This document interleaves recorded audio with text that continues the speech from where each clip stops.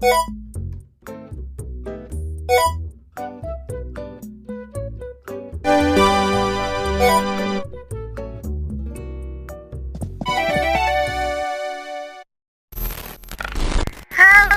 I can get out!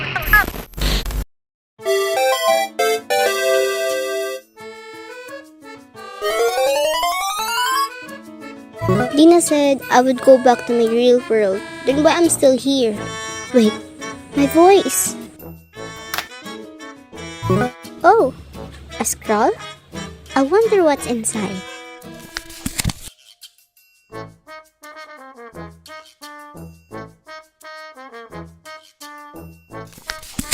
Got it, Chibi Ruler. I will bring the book of maintaining computer systems back.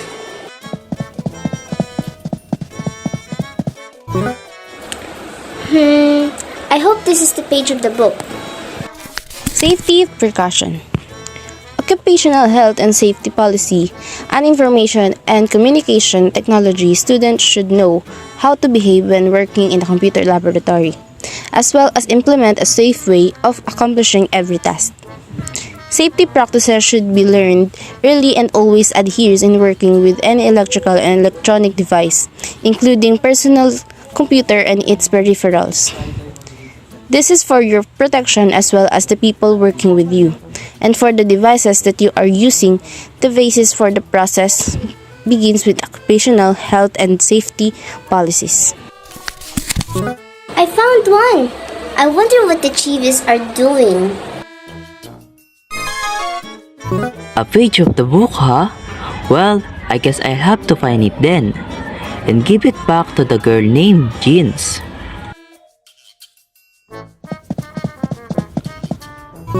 Lucky me, it's just here. Each student has a responsibility to their colleagues and their organization to report and address any potential workplace hazard. Students need to be aware of the type of hazards that are possibly present in their work environment.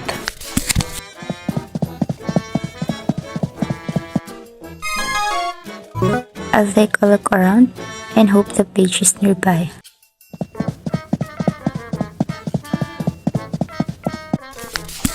Procedure. First, identify the hazard.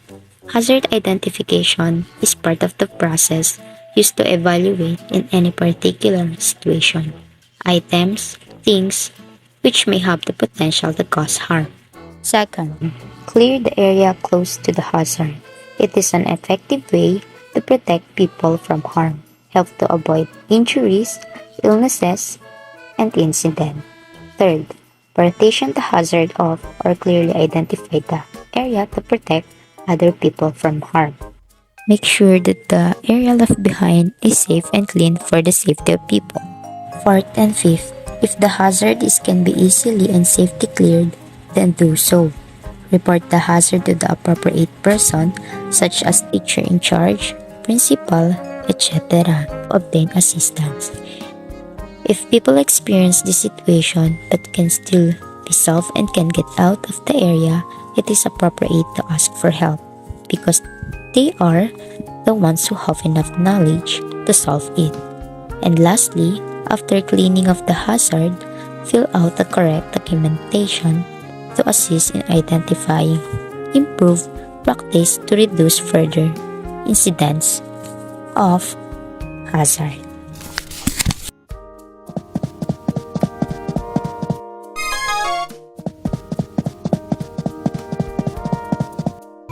Aha! Finding this way too easy for me. Maintenance of computer system. Perhaps you have handpicked the fittest computer with the selected fastest processor and graphic card and with a few gigabytes of memory.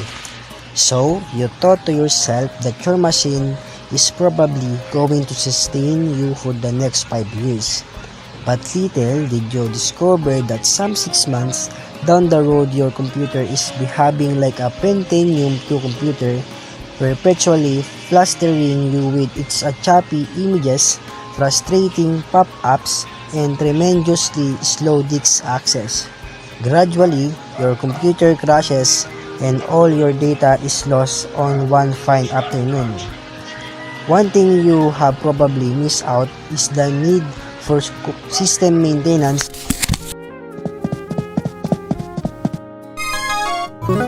A page! I need to find the page at once.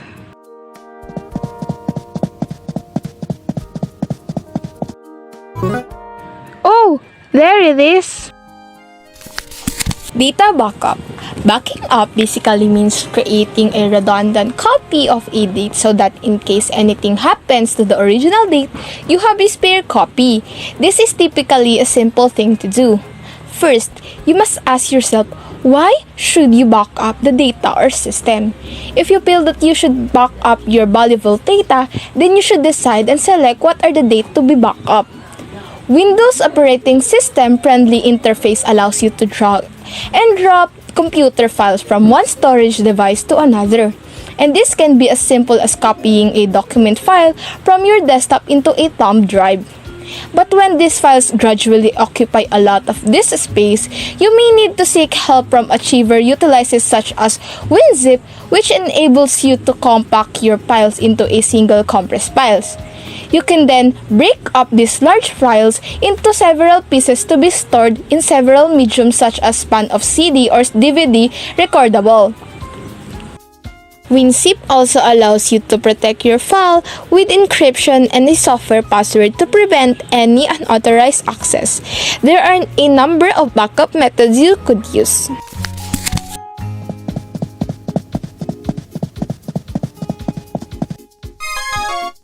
From afar away, I can already smell the page. Maybe it's my dog senses? Malware maintenance. It refers to any kind of malicious codes, objects, or content that infiltrates your computer, resulting in damage and causing your system to act in an undesirable manner. Commonly, this includes viruses, spyware, worms, Trojan horses, spams, and many more. These are 5 common ways to protect your computer from malware attacks. First, run antivirus scans regularly. Second, keep your operating system up to date. Third, protect your network. Fourth, back up your files. Lastly, keep your personal information secure.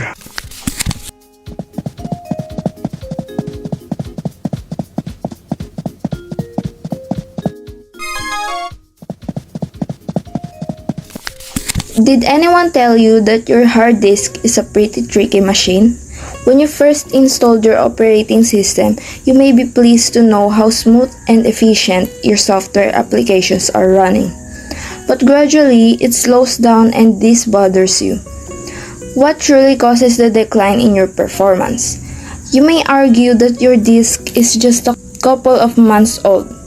This has much to do with the way you operate on your system. Try to imagine a big tool bucket filled with gadgets. Initially, the bucket only contains a few spanners, a hammer, and some screws. So every time you search for a particular item, it is relatively easy to find. But soon as you keep filling the bucket with all sorts of items, and especially when the amount of items grows, you will discover that you may need more time just to search for a particular screw head. In such cases, uninstall any unnecessary software and defragment your disk. Typically, your system performance will decline when the amount of data in your hard disk starts to grow. I must bring this back to Jeans.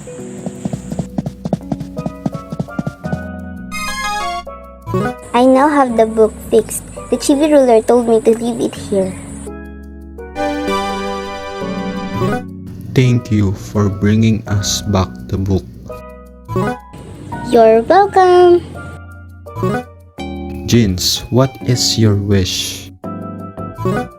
I wish to go back to my real world once and for all.